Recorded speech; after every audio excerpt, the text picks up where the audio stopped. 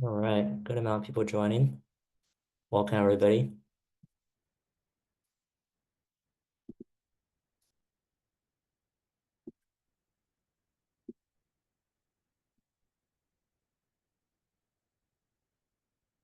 Yeah, where is everybody calling from? Oh, hey Feel Renee. free to, oh, nice. Got some Hey, friends in here. feel free to just so everybody have mic access. So first, feel free to just, chime in, or you could type in the chat as well.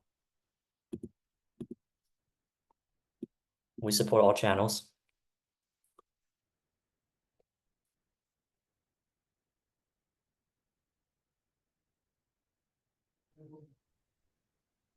Hey David, how are you? Pablo from Mexico. Hey, wow. Okay, nice. We got some international folks. That's amazing.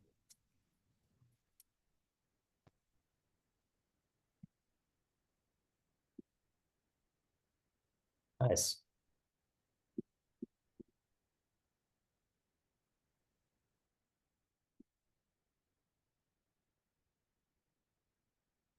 We'll wait for just a few more minutes for some more people to come. Usually it takes a couple minutes for everyone to join. Oh, nice. I actually also live in California. Except for right now, I'm not in California. Right now, I'm actually in Thailand. So I'm here for a friend's wedding. So I'm escaping from the cold for now. And then, afterwards, I'm gonna go back to California. Thank you, thank you.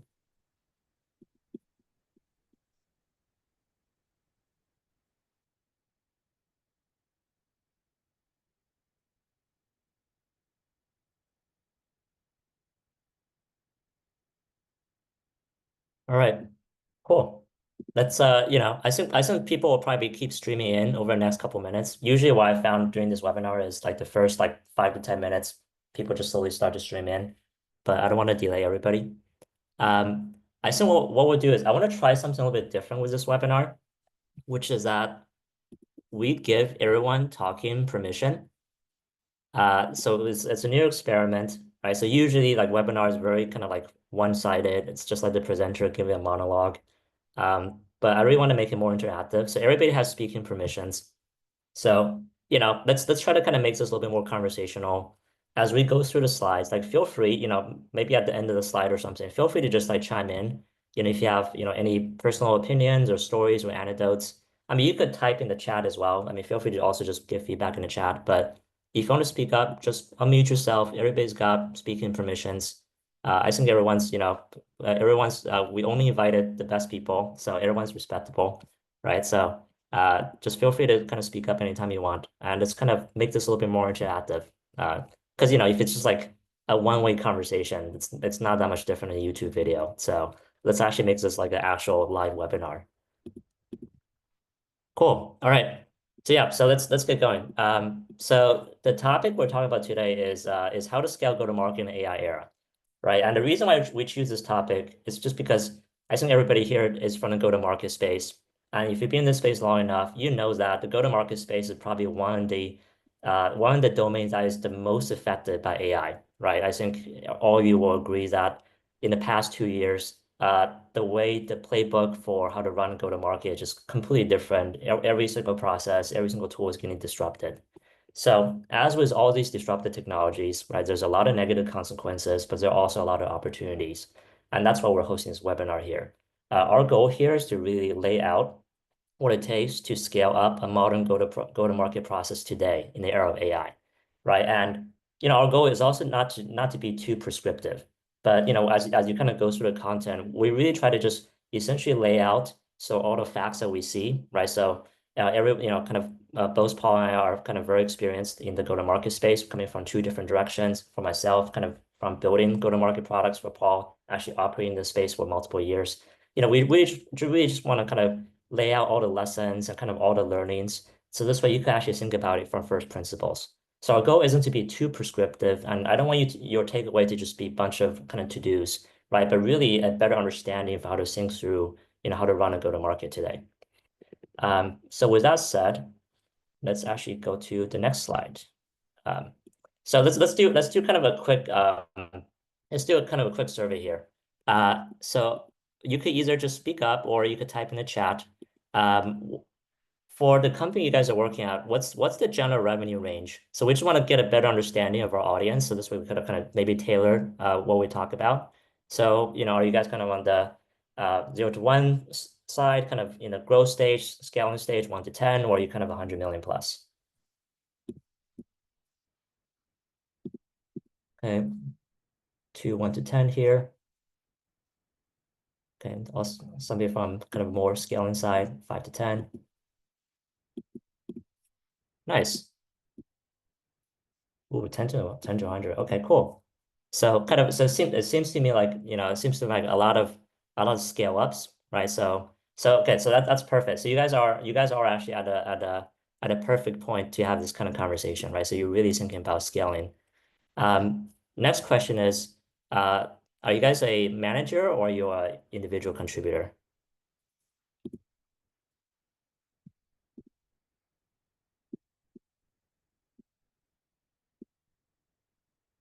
A good mix. Amazing. Nice.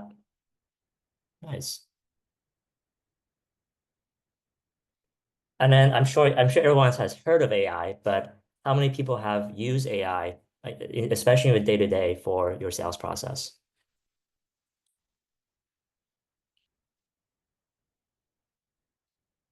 All the time. Nice.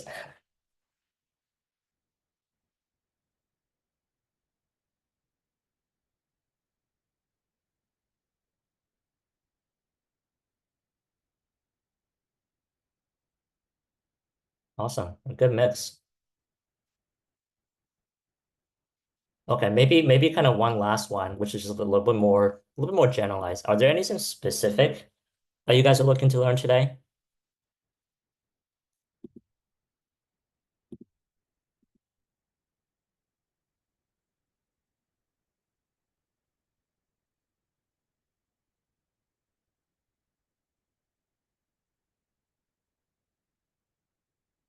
Cool. Okay, so just tooling and probably just a broad range on just essentially a broad kind of learnings on scaling, utilizing research more. Yeah, it's definitely a very relevant topic.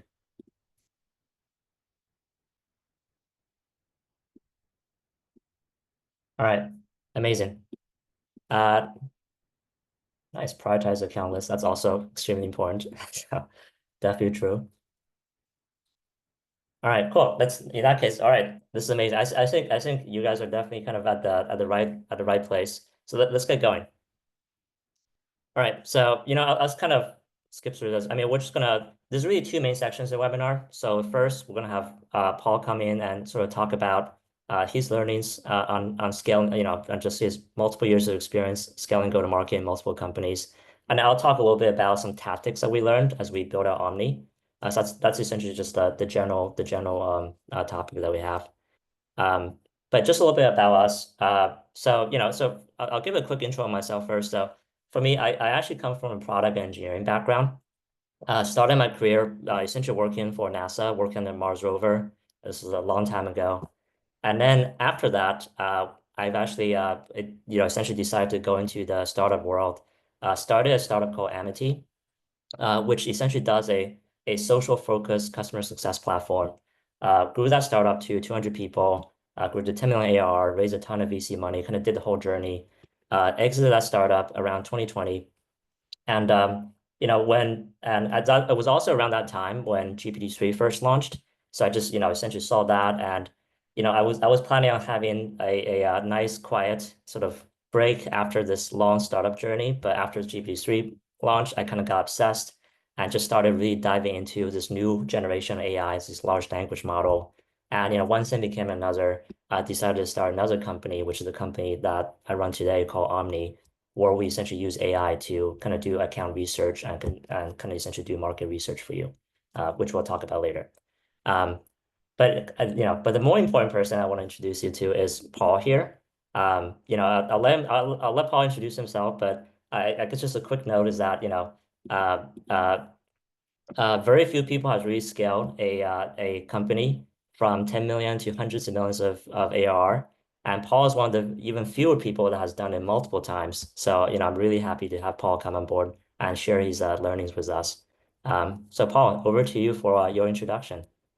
Hey, everybody. Thanks so much. And thank you, David, for inviting me. I'm a huge fan of Aomni and what you're doing. AI is so important in the future of go-to-market. And I appreciate all of you joining. I know it's the middle of holiday season. Everyone is busy with things, so I really appreciate you jumping on today. I'm going to be really brief on the background. One, I don't want to bore you, but two, I want to focus more on the meat of how to think through scale and what conditions do you need to think through in order to have a good shot at scaling. But as David had mentioned, as the head of revenue or head of sales, I've had a couple of really good runs, usually where I'm brought in fairly early in a company that has a good product market fit, a big market to go after, but just kind of needs an experienced leader to come in and help build the team and develop the team in order to scale. And I've had a couple of pretty decent runs. Most currently, I'm the chief revenue officer of ShipBob, where last year we were about a $550 million company. This year we'll be a little bit bigger. But more importantly than my background is some of the lessons learned and some of the things that I can kind of share with all of you. I think one of the things that is really important with scale is while there's similarities with the playbook that each one of these had, I think every company is different, every approach is different, go-to-market motions will be different. So there's a couple things that are going to be similar with all businesses that scale, but you also can't approach every company the same. Sorry, David. Yeah, go ahead. All right. So the next one or what was that? sorry, go ahead. Yeah, no, I'm gonna actually, before we do this, I'm gonna ask everyone a question, and it might seem a little bit from out of left field, but I promise you it'll end up, dovetailing into this point. Maybe put it in the chat. Does anyone know who the most winningest coach in the NBA is in terms of winning NBA titles? Maybe if you know who that is, put it in the chat. Good guess. Very, very winning coach, but no. And thank you, Gus. I appreciate you, my man. Red is a great guess, but he's won a lot of titles. Phil Jackson. Yeah, Phil Jackson is the answer. Phil Jackson has won 11 NBA titles. I think Red has probably won 9. So really close. But in history, like if you're just looking at data and numbers, Phil is the GOAT. And where Phil Jackson, where a lot of people, I wouldn't say criticize him, but maybe discredit him a little bit, is if you're arguing against Phil Jackson, you're saying, well, hey, when he had his run at the Bulls, he had Michael Jordan and Scottie Pippen, right? And then when he went on his run with the Lakers, he had Kobe and Shaq. Of course he was going to win. And one of the things in business is that's similar to maybe sports is in order to win in sports, you can't just have a great coach. You have to have great players, right? And in business, a great sales leader or a great go-to-market leader in and of itself is not going to be the only ingredient that you need to win. In Phil Jackson's case, granted, he had great players, but you want to know what? Great players have egos, and being able to manage those egos, put people in the right positions, in the right places, getting them to all work together, getting people to put their egos aside for what's best for the team are challenging things to do. And that's, one of the things that Phil Jackson has been very successful with. But likewise, if Phil Jackson today in 2024 and 2025 is the coach of the Wizards or Pistons, and I didn't see anyone from Detroit or Washington, D.C., but chances are he's not going to win an NBA title. So you need to have players, and there's some foundational things that you need in order to win in sports or to scale in business. So David, you can go to the next one. So one of the key ingredients is there good product market fit? Are customers willing to pay for it? Does it solve a need, or is it just a small little feature? Is what you're taking to market a need to have for an individual or business, or is it a nice to have? And if it's a nice to have, is it a convenience, or is it providing a true tangible benefit? So I think in order to scale, you have to have good product market fit for whatever market you're going after. And then the second thing is there a big service addressable market? And service addressable market may be a newer term to some of you. I think a more common term is total addressable market, or TAM, but the service addressable market is actually way more important. And I'll kind of give you an example why, and I'll share one of the things that, you know, we might have done differently with a prior company. So when we took OnDeck public in December of 2014, we said that our TAM, there's five, and OnDeck was an online lender. It was a great company. We were actually the first company that would give small businesses loans online. Phenomenal team, phenomenal company, and we had a great run there. But when we went public, we told the market, look, there's 500 billion of unmet demand for small business loans. And that probably in and of itself is a true statement, but that's the TAM. Kind of the issue is our customer was not a subprime customer. Our customers had good credit.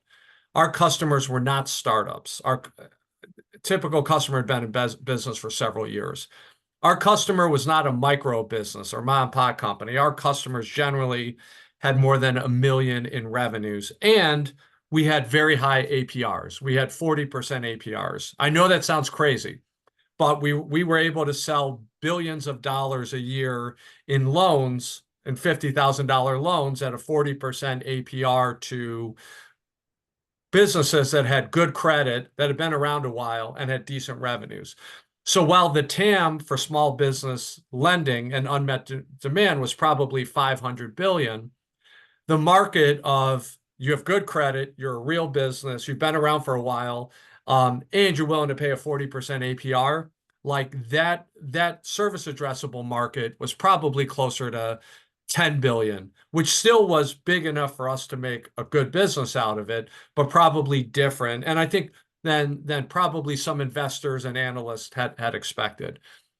That being said, I think it's the company's obligation in order to scale is every company you have a TAM that's up here, you have your SAM that's down here. Your goal is how do you chip away every year to kind of to take this wide delta and make it more narrow between your SAM and TAM, and good companies can do that. I think we've done a pretty good job of that at ShipBob. I think the third thing is that all of the departments have to be aligned together. What happens a lot in businesses is you have departments that are siloed, where what they really care about is their function. The best companies, when you look at the executive teams, if you're on the executive team, you're company first and then function second. And in order, you could have a big total addressable market. Your core product could have good product market fit, but every department needs to be aligned, and every department's goals kind of need to roll up to the company goals. And I think this is something ShipBob does a good job with, where if you look at our company, we are a third-party logistics fulfillment and supply chain company. So in 2020, when the pandemic hit and we service e-commerce brands, we naturally grew, right? Like that growth was happening because we were kind of at the right place at the right time. You know, once we hit a couple $100 million in revenue, our board still wanted, 50 to 60% growth per year. The only way we were going to do that was to go into new segments. And when I say new segments, one segment being, mid-market, where we went from the SMB segment to mid-market. Another one was, by the end of 2021, we were all going back to Walmart and Target and CVS, and a lot of straight e-commerce brands now started going into retail. And brands started selling into multiple different channels like TikTok, Etsy. So if we didn't adjust as a company, and one other note is that a lot of brands from the US then started selling globally. So they wanted fulfillment centers in Canada and the UK, EU, Australia. So had our team not been aligned, we wouldn't have had the growth that we had. And similar to football, where the quarterback gets the credit, win or lose. When you're winning, everyone praises the quarterback. When you're losing, the quarterback is the dog. You know, in many companies, the revenue leader or sales leader is that, hero or zero, but it's really a true effort. Like every department really needs to contribute. Like if you have a good sales leader, but you're not addressing the changing aspects of the market, then scaling will be difficult. The last component, which I didn't put on here because it's maybe a little more obvious, is to scale, from a couple million to a couple or several hundred million, you are going to need more resources and you are going to need money to do that in most cases.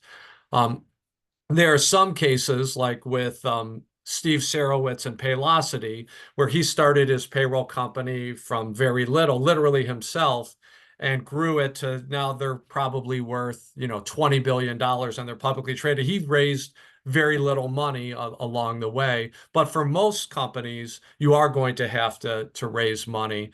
And the reason I didn't necessarily put it on this slide is because generally, unless it's a poor economic environment to raise money, and we've kind of had one over the last couple of years, but in most cases, if you have a strong product market fit, if you have a big service addressable market, if you have a good team and the right team in place to scale, generally you'll be in a good position to raise money. But in most cases, you will need to raise some money in order to scale. Before we move forward, what questions do you all have just about the right conditions to scale? Well, a question that comes to mind, Paul, and this is really interesting so far. I know a lot of folks on the sales side often talk about misalignment with marketing. I'm curious specifically there in that dynamic. How do you deal with this like marketing, sales, sort of lead quality or account prioritization, those sorts of questions? And what do you feel like is critical to get good alignment there? That's a phenomenal question, because there's always pain between sales and marketing, where marketing feels that and this is just in general, marketing feels that sales isn't working the leads well enough. Sales feels that the marketing leads aren't qualified enough. I think you probably have to have one of two conditions. You either have a condition where you have a revenue leader overseeing both sales and marketing, so that you have that one revenue leader that could kind of be the referee, or you have two people that are really collaborative, that work together, that don't have egos, that are willing to kind of internally look at themselves and say, yeah, I'm not doing that well enough. And as opposed to just finger pointing at a company like ShipBob, the marketing doesn't report up to me as it had in other companies. We have a great chief marketing officer, Casey Armstrong, and neither one of us have ego. So we kind of work through that friction, but there's always some friction there.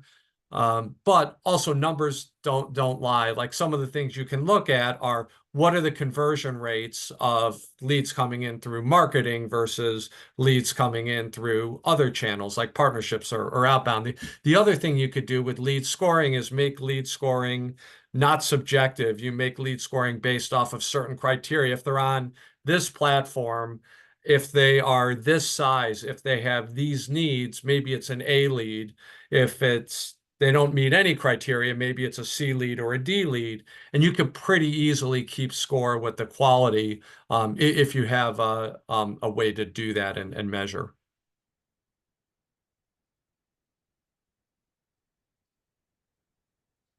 By the way, we're getting a question in the chat.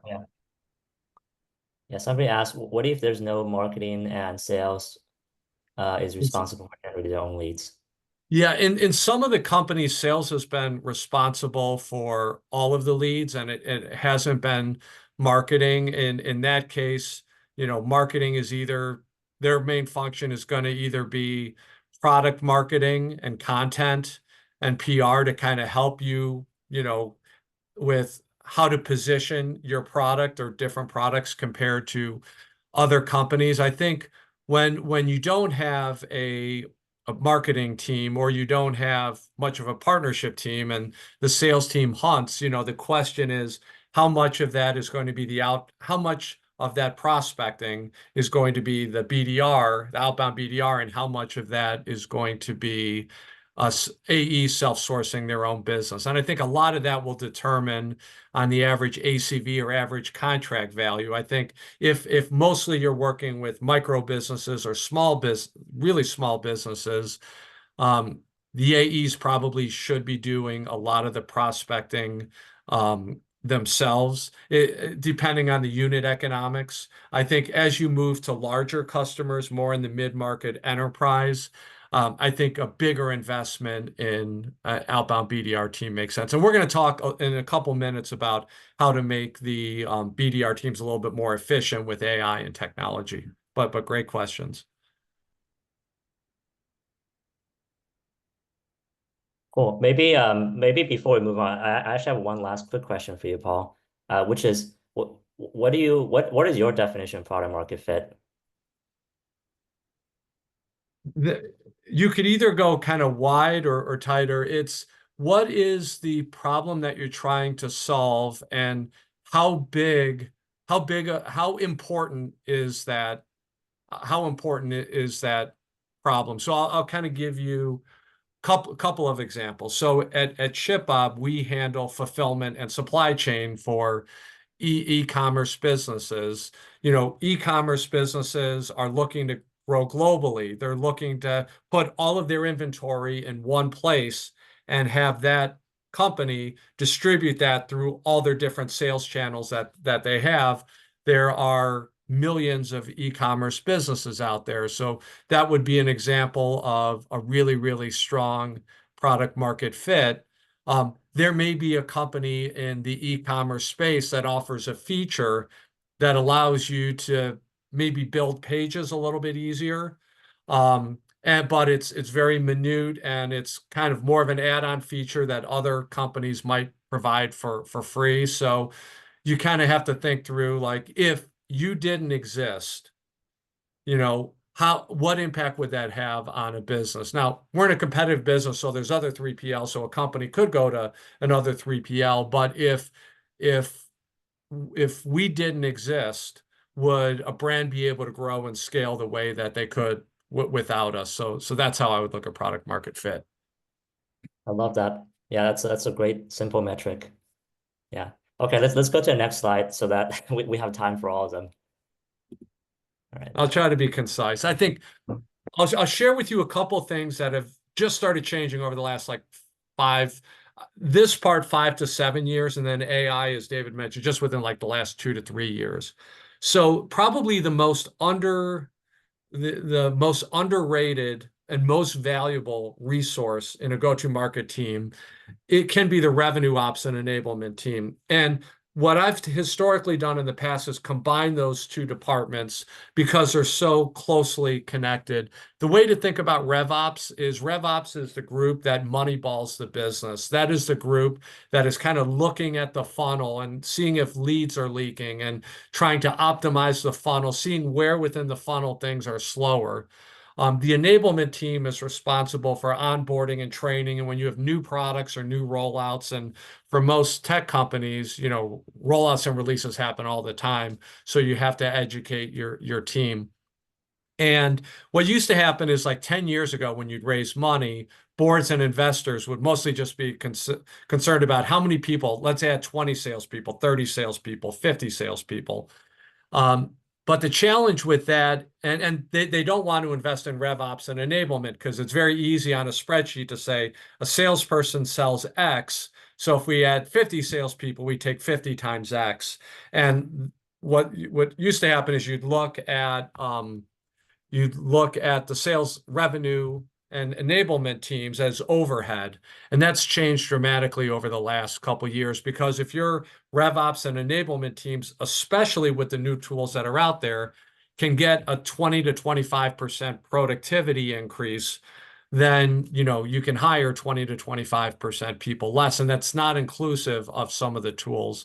And I think for the RevOps and enablement teams, being well versed in AI is not a nice to have anymore. I think it's a need to have. You know, every business is competitive, and the difference between winning and losing in business is usually a game of inches, where every competitor is fairly similar, and you're trying to figure out how do you be just a little bit better, just a little bit differentiated, just a little bit more effective, just a little bit more efficient. And AI gets you to do it. Although if you don't adopt AI, then all of your competitors adopt it. You know, it'll kind of be like fighting with one arm behind your back. So I think businesses that don't adopt AI into their go-to market, I think will struggle. Before moving on, any questions about RevOps or enablement?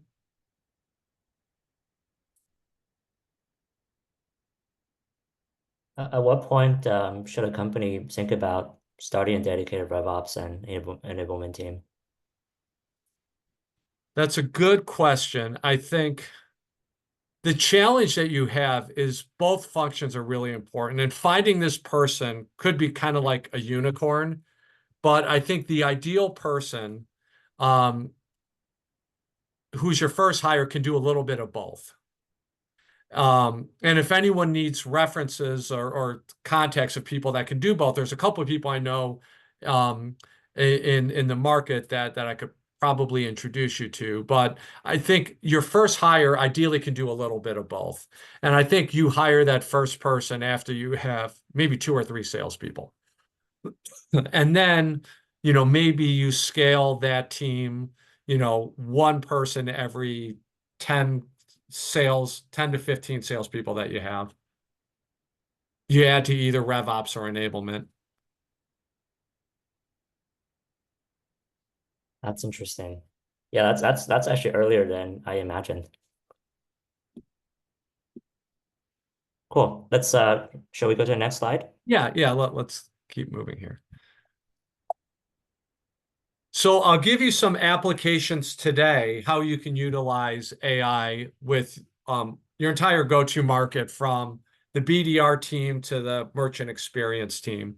I think for inbound leads, like if you're like most companies and you're fortunate enough to have inbound flow, most of you know that, you know, when you think about your ideal client profile, and I think Josh may have put it up there before, you know, having a sales qualified lead, a lot of leads that come in don't fit your ideal client profile. And you kind of have to weed through. Maybe if 10 leads come in, 2 or 3 might potentially fit your ideal client profile. If you have a prospect that's engaged, that fits your ideal client profile, you more than likely want to have a human touching it, unless you have product-led growth where it's so easy to sell that customers just go on your website and onboard themselves, which is great if you can do that. Most companies need some human interaction in order to kind of walk a customer through the process. But it's very expensive to have humans kind of take those other 7 or 8 out of 10 that are not fits for the company. So there's AI chatbots now where historically you would have people kind of chatting back and forth, and it wouldn't be the most efficient because 20 to 30% of their time would be productive. With AI chatbots, you can get to a point where, okay, now this is a sales qualified lead, we're going to have a human touch it. From a customer support perspective, if you're in a complex business, like logistics, fulfillment, and supply chain is very complex. Like our help center manual is like a couple hundred pages, right? So if you're a merchant care representative and somebody picks up the phone and calls you and has a fairly complex question, historically what you'd say is, hey, I want to make sure that I understand your question. Let me get back to you, right? And it may take 5 minutes, 10 minutes, a day, 3 days to get back to that customer. Where with AI today, customer calls up, you can use AI to find the answer and then be able to communicate that to the customer. So one of the metrics that we look at and companies are starting to look at is first call resolution, where did you resolve the issue on the first call, and utilizing AI to get answers quicker is a great way of doing that. For prospecting, AI is not going to replace BDRs. BDRs are not going to be stranded out there and replaced by AI. What AI will do is AI will make BDRs more productive. And you can kind of look at it with two different scenarios. You have your low ACV, high volume scenario, where what you could hypothetically do is have your BDRs do the outreaches and use AI to make it help you with the outreaches for your A, B, and C customers. And then you could test into using automated AI for maybe your D.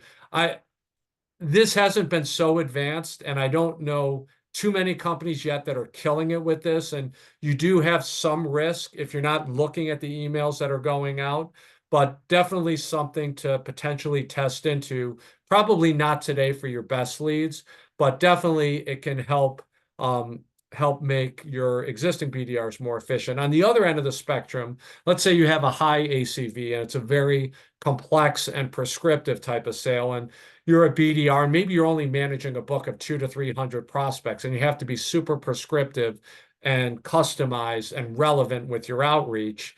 What AI will do is it maybe used to take an hour to do a research on a company so that you could come up with that perfect message. You can now use tools with AI to help you better craft that message and do all the research. So what might have taken you 45 minutes might now take you 3 to 4 minutes.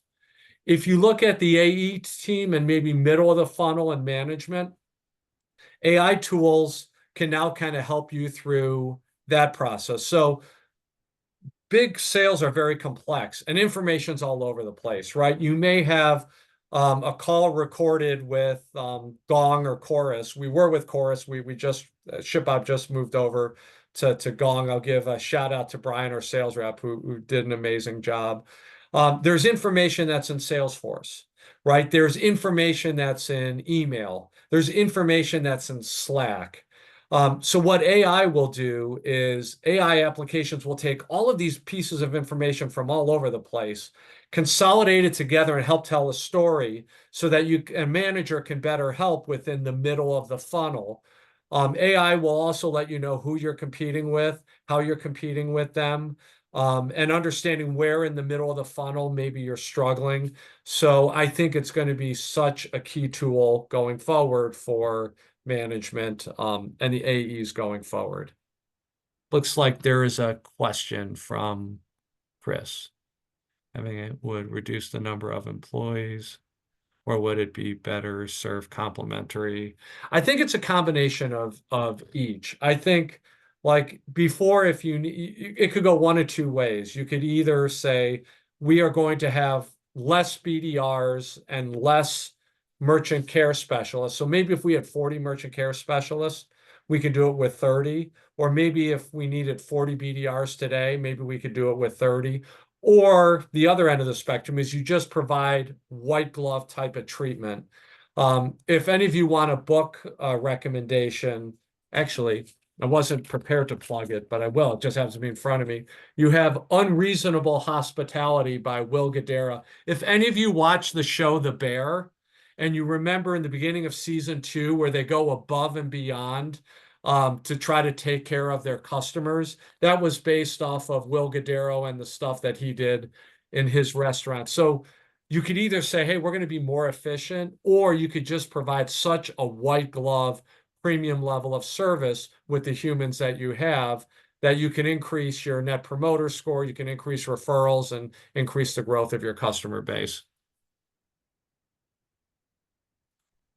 Yeah, I would also just add, just anecdotally, or even through our experience, kind of with Omni, right? We have a lot of customers who used to use kind of a full AI automation for their sales process. You know, there are a lot of solutions out there, you know, that's kind of branded like AI SDRs or AI BDRs that sort of, you know, essentially claim to kind of automate everything. But I think if you what we found is that if a company just use that for the entire sales process, usually it's usually it leads to some sort of disaster, right? So you either just use it for kind of your like tier 2 or tier 3 accounts, kind of like what Paul mentioned, or you just or if you really want to invest in AI, you actually it's a much better investment to kind of invest in different category of tools to just give you much better white glove service across the entire sales process. That's actually going to give you a lot better result today. I think AI at the end of the day, doesn't really solve the core problem of both sales and customer service, which is building better relationships, right? Maybe they sound like human, but they're not actually going to give you sort of more trust. They're not actually going to actually help the customer understand you better or help you understand the customers better. So yeah, I think you just kind of need to think about it from first principles. Well, let's keep going. I know we're running a little behind. So this is kind of a lot of the things that we've kind of talked about already. It's not going to replace your team. It should allow you to make your team more efficient. So anyway, David, you have some stuff to cover, so why don't we kind of keep going? All right, cool. Yeah, so before I kind of jump to kind of my sections, so I'm gonna talk kind of a lot more tactically about top of the funnel. But it's just for all the other just for everyone else. Do anyone have any other questions for Paul?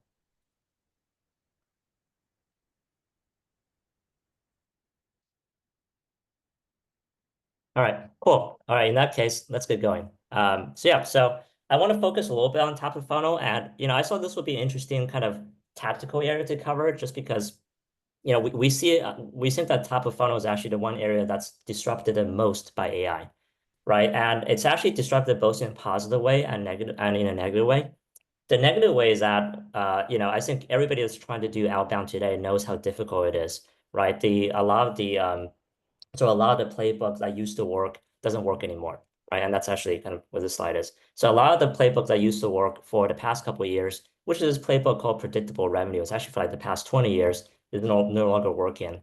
And this is actually one of the negative effects of AI that we see today, right? It's a combination of really just kind of overzealous use of automation plus overzealous use of AI. I think a lot of people sort of try to take the lazy route and basically just essentially use automation AI to send a ton of human sounding messages.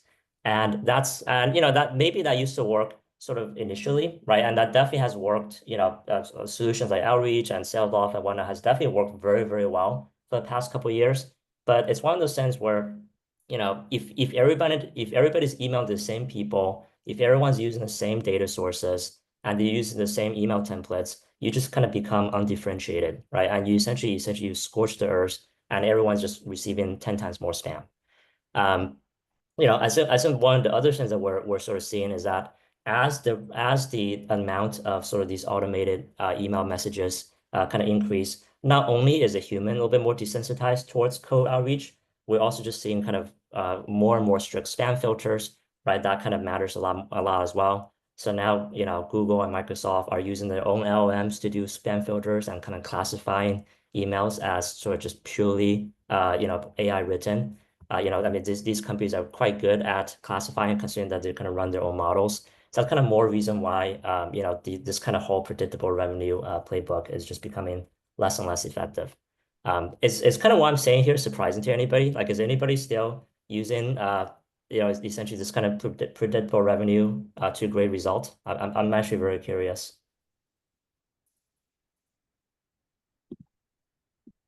Man, prospecting has gotten so much harder in the last couple of years. Yeah. That book has been the key to SaaS sales like 15 years ago. I totally agree.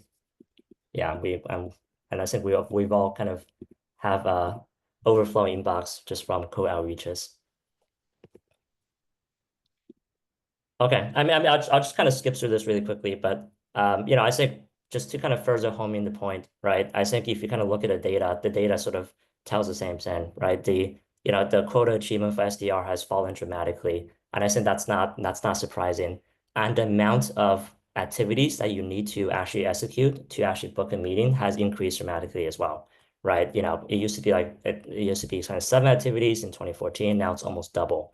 And if we're just gonna go the same route that we go today, which is just keep running the same predictable revenue playbook, we're just gonna definitely run into some sort of dead end. So that kind of brings us to what's happening today, right? So a lot of the issues with predictable revenue is actually just caused by too much technology, right? Too much automation and too much AI. But at the same time, technology can also be the solution as well if you use it correctly. And just kind of from our kind of research in the space and kind of just for us building the space, what we've seen is actually really two playbooks that seems to work quite well. And the two playbook, maybe the simplified way of saying this is essentially it's about, do you focus on quality or do you focus on quantity, right? So essentially what happens is, they both require heavy use of technology and AI, but they use it a little bit differently. So if you focus on quantity, that's kind of the playbook today. That's called personalization at scale, right? And there's a lot of new generation of tools that's coming out to really support this playbook. I think Clay is actually the latest company that's really taken off. Which I think probably most of you has heard of, right? That's just really about orchestrating this kind of personalization at scale play. But there's a lot of other companies sort of play around this space as well. And essentially what personalization at scale does is it's just kind of double downing on this volume play, but they make it a lot smarter, right? You segment your accounts a lot more aggressively, but at the same time, you also use a lot of sort of you kind of just double down on the amount of technical innovations you have just around email deliverability. So you would kind of orchestrate multiple email inboxes. You will orchestrate multiple email domains. You do like email warmups and domain reputation, and all this to essentially kind of build up more and more kind of trust amongst the email providers themselves before you actually do cold outreach, right? So essentially what this does is essentially you're kind of buying into the right to do cold outreach to these email providers. So instead of just spraying and praying right away, you do a lot of prep work, and the prep work essentially shows that you kind of know what you're doing. So essentially you could kind of get past the all these different spam filters and still be able to land in the primary inbox. So it's very, very technical. But if you invest in it, you could still achieve similar volume than what you achieved before and still land in the primary inbox. And for this playbook, what we typically see work is what we typically see is companies that get a lot of luck, kind of get a lot of results out of this playbook is usually if you have a smaller TAM, right? Or sorry, if you have a larger TAM and smaller ACV. So this is kind of playbook where you were essentially you're still spraying and praying, but just was a lot more effort. But the response rate is still going to be sort of it's still going to be lower than what you get before, even with all the effort. So you still need a TAM that's usually in the hundreds of thousands or millions of companies, and you're still looking at a response rate of anywhere between sort of 1% to 2% as a very, very good response rate. But that's kind of one play that we see that's still working very well today. The other play that we see that works really well is what we call the account-based sales play, right? And this is sort of where you use AI, but kind of in the opposite direction, where instead of using AI to optimize your technical email sending infrastructure and to kind of optimize your email automations, you use AI to actually filter out as many companies as possible, right? So essentially, you almost like using AI to disqualify as many companies as possible and deeply research as many companies as possible. And essentially, the goal is to actually come up with as targeted of an account list as possible, an account list that's ever evolving based on intent and based on need and based on the kind of news and product that are launching, and essentially really deeply research into the company to send emails that really adds value, right? So that's kind of what we call the account-based sales outreach, where you want to understand, you want to have a small enough account to work with and use the AI to help you filter out to that small amount of account. And you understand each and every one of these account on an individual level enough that you could send a one-on-one kind of very personalized outreach to the account where each personalized outreach actually adds real value. And that's how you get across the spam filter there, right? So you don't need to do as much sort of email infrastructure configuration as you do kind of was sort of the spray and pray approach. But instead, you just spend a lot of effort on just increasing quality and just like understanding your accounts as well as possible, right? Add a lot of human touch. And that's kind of how you get across how you actually really stand out in the space. So that's kind of the two approaches working. And they're not mutually exclusive, right? I think Paul kind of mentioned this before. You don't need to use one or the other. What you could do is, you could tier your accounts, right? So tier 1, tier 2 accounts could kind of be the more account-based approach. You use one set of tools for that and one set of processes for that. And then kind of your more sort of lower tier accounts, you could actually still use the personalization at scale approach, right? But it's a different set of tools, it's a different set of processes. So we've seen companies that sort of that has got fantastic results kind of with both type of approaches and using them both at the same time. Let's see. So somebody asked about tools that does this best. Okay, so I'm actually getting there now. So let's actually go straight to the kind of tools. So let's kind of talk about sort of this scale approach first, right? So personalization and scale. So I mentioned Clay before, right? But generally the kind of tools, the kind of new generation of tools that does personalization and scale very well is sort of the more it's kind of the more technical tools that essentially optimizes your email deliverability, right? So this whole field of personalization at scale, what we found is that it's becoming less and less of it's almost becoming less and less of a sales type of challenge, and it's becoming more and more of a technical challenge because a lot of it is just essentially about understanding email deliverability infrastructure very well, understanding domain reputation very well, kind of be able to set up the right type of like email forwarding and the right type of email warm up so that you could improve your deliverability, as much as possible. And it almost feels like, you're essentially kind of running, when you're kind of running this type of infrastructure, it almost feels like you're just marketing towards this huge, kind of this huge list of potential accounts.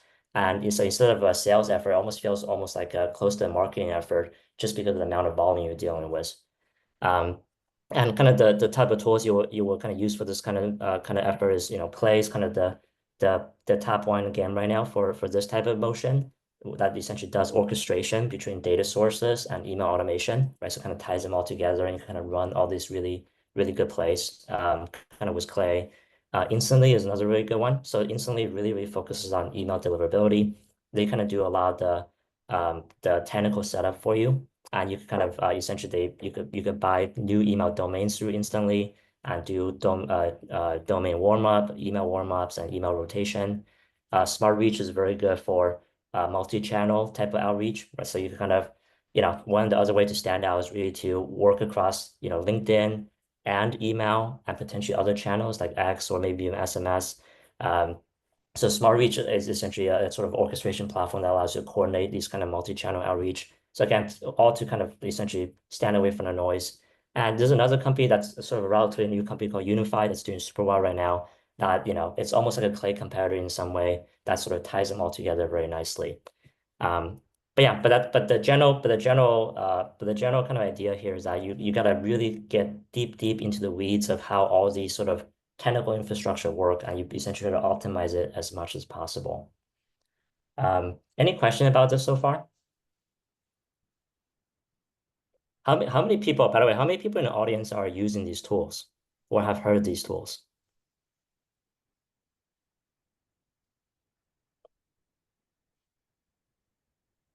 We are using Clay, and we've looked at Unify.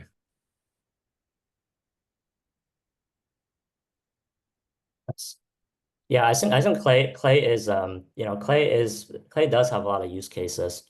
I'm kind of curious, Paul, what are you guys using Clay for? A lot of it is to kind of help us get the right lead list,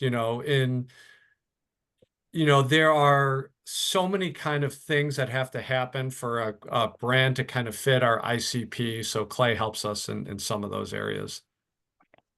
Nice. Yeah, so Clay, because Clay is such a generic tool, you could also use them on just like account filtering. Essentially, you don't need to use the entire suite. Oh, Breeze AI. I haven't heard of that one before. Yeah, there are a lot of sort of these kind of new data enrichment tools coming out, so I have to check that one out. It's pretty cool. All right, so let's kind of jump to the other sort of side of the coin, which is the account-based sales motion. So the tooling here is a little bit more nuanced, just because account-based sales is generally just it's less technical, but it is a little bit more complicated process-wise, right? And essentially, what we've seen is that to run a very good account-based sales motion very, very well, I mean, you do need to kind of do three things very well. So one is you want to have your account list to be as small as possible. So you want to have a very, very focused account list. So typically, if your entire serviceable addressable market is a couple of thousand companies or tens of thousands of companies, what you want to do is you actually want your filters to be so specific that, you're only targeting a couple hundred companies at a time. So these are kind of the type of, it's that level of targeting and disqualification is kind of what we're seeing for, some of our best clients. That's kind of getting the most amount of results.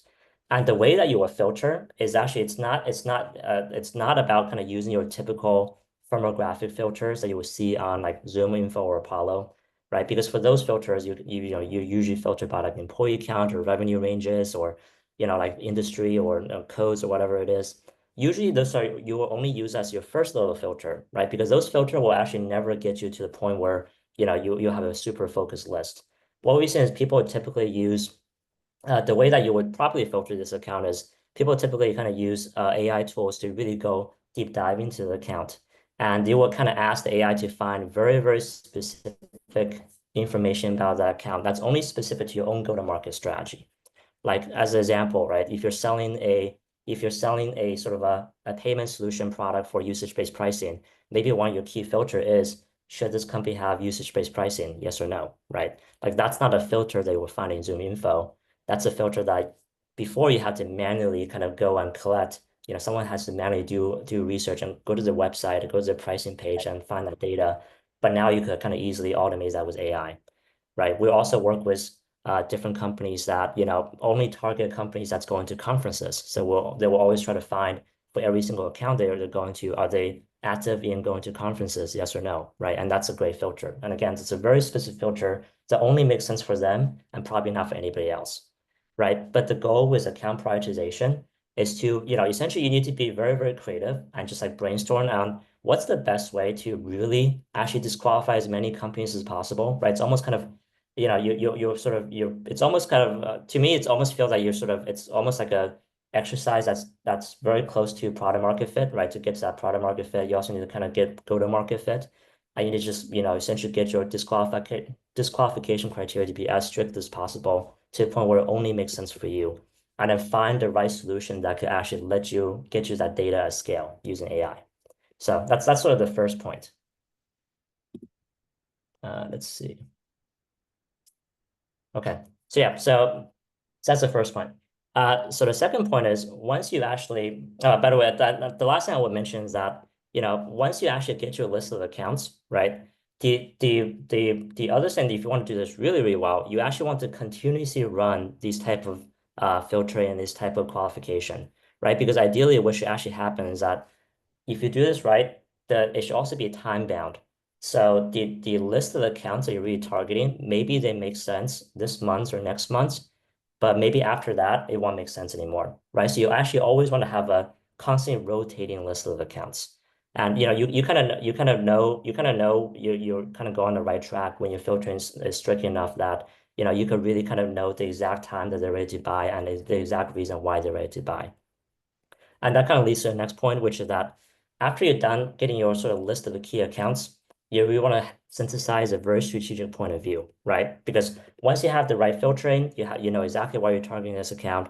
Now you need to do the outreach, but you should not just send the same generic template that you send to everybody, right? You kind of apply the same strict, rigorous criteria for your outreach as you do with filtering, which is you want to customize this message so much that it will only make sense going to this one account, to this one person, right? And this should actually be easy if you do your filtering correctly. If you filter your account correctly, you should know exactly why now is the time to reach out to this account and why you're reaching out to this account and what value you can add to them. So make sure you mention that in your actual outreach. Make sure you reach out with a point of view, right? So that's the second point. And the last point is once you kind of do outreach, you should still do omni-channel, right? I think email at this point, even if you do have a super targeted list, and even if you do write the best outreach email ever, at the end of the day, it is still very spammy, right? So you might still get lost in the noise. So you should always, essentially every single outbound motion that we found that's super effective always have some sort of omni-channel outreach where you're at least doing LinkedIn plus email. And there's a lot of tools to do this for you already. So that's, it's actually not a super heavy lift now, just with modern tooling. So yeah, so kind of just to kind of, circle back to kind of round everything out. So the tooling for all this stuff is, it's quite diverse, right? And we kind of listed some of the best ones that we see in the industry. So, in terms of building an account list, right, there's a lot of different companies that, does customized kind of AI-driven research on companies, and you need those to essentially disqualify as many companies as possible. In terms of finding the right point of view, right? This is kind of where we come in. So Omni actually does deep research, and it kind of helps you build that point of view. And we also kind of help you do this sort of omni-channel prospecting and outreaches. I'll share the, just for the sake of time, I don't want to go through the solution too much, but I'll share a slide after, and you guys can kind of review this. Okay. Any other questions on this so far? All right. So yeah, so let me just, I'll just kind of skip to the end here. So just a bit of a plug on ourselves, right? So for us, we do live and breathe AI sales, right? So we've been in the industry for, kind of a little over a year. We work with some of the best sellers in the industry, and we really just help them essentially kind of define what go-to-market 2.0 looks like in the era of AI. And very specifically, we're very much invested in this account-based sales motion, right? So like I said, I think even if you have a big TAM, you should still have a list of top accounts where you will focus really kind of, where you will really deeply focus on those accounts and run a kind of account-based sales motion. And that's where Omni come in. And typically, the companies that we'll work with, because the outreach they're sending is so targeted and because it's so relevant, they're typically seeing a 2 or 3x improvement in reply rates. And that's the type of reply rates that you should be getting with a proper account-based sales motion. So yeah, so definitely check us out. We'll reach out to everybody, and feel free to reach out to me. So my email is davidomni.com. And if you have any question at all about sort of AI for sales, or if you have any question for Paul as well, just feel free to email us and we could kind of route it to the right person. So thank you, everyone. Any last questions for everybody?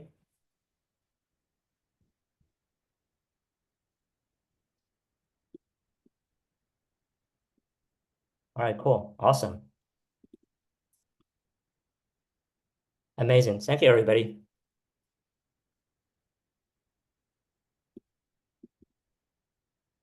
Awesome. All right. Thanks. Bye.